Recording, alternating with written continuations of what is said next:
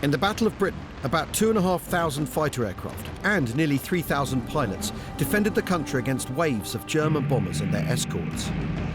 We shall defend our island, whatever the cost. The Spitfire is the best remembered, but they were outnumbered 2-1 by Hurricanes.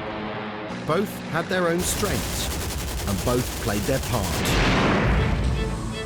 Spitfire factory historian Robin Brooks is a big fan of the Hawker Hurricane. Well, this is a Hurricane. In the UK, there are only about 7 or 8 Hurricanes flying.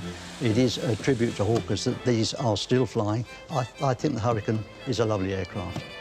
Developed at the same time as the Spitfire, it was bigger, heavier, and a bit slower, but a steadier gun platform. Mainly that the Hurricane hit the German bomber stream. That was the idea, whilst the Spitfires looked after the escorting fighters. 99-year-old Archie McInnes, one of the last surviving members of Churchill's few, swears by the Hurricane. All the time that I was in the RAF, yes, I flew a number of other aircraft, but the Hurricane is the thread that goes right the way through. You had the whole feeling of flight. There you had an aircraft that was responsive to what you asked of it. You make the movements and the aircraft reacts to it. So it is part of you. All of it coalesces into a love of the aircraft itself. I can see why Archie loved it. It was the Hurricane, really, that carried the Battle of Britain. It could take more punishment than the Spitfire could, because from here up to the tailplane is all fabric. Now, that meant it could take severe punishment because the bullets would just go straight through the fabric.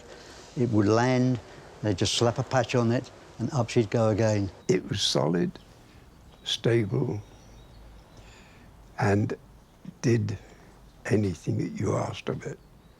Aged just 21, Archie flew his first sortie on the 9th of October 1940. I look at them, and we were all so young. Combat is a funny thing because you're up against another aircraft. You can't see the pilot. You certainly don't know him. So it's just an aircraft that's got to be shot down. And if you can, that's what you do. There was an element of fear, scared of what might happen. That scared, more scared in the sense of not doing the right thing. There was nothing personal in it. You were up each day, sitting in the hut.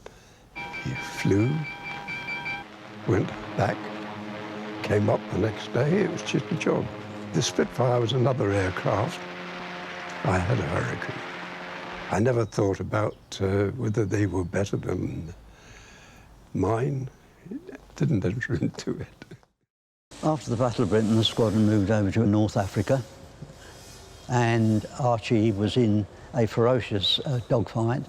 A 109 was coming in on my left. I never saw any other, but I turned in on him, hard left, climbing. He overshot, and I had him over on my right-hand shoulder and turned hard over to him, and it was just behind him when his number 2 opened up on me. I could feel the armor plate taking hold, and I was hit in the back. There was more in the cockpit. At that point, I knew that I was going to die. And with acceptance of that, it was as though everything was lifted and I was free. And then I blacked out. There was a little bright light in front of me. As it expanded, I could see a hand was undoing the straps. And as it expanded out, I saw that it was my hand that was doing it. And eventually got my helmet off. And then I stood up. And I was flat on the ground. And the aircraft, it had broken in front and it had broken behind. Archie lost an arm in the crash, but he has little doubt why he didn't lose more than that. Spit would have broken up, almost certainly. I don't think I would have survived that. The Hurricane, although broken, a particular part that I was in was still in one piece.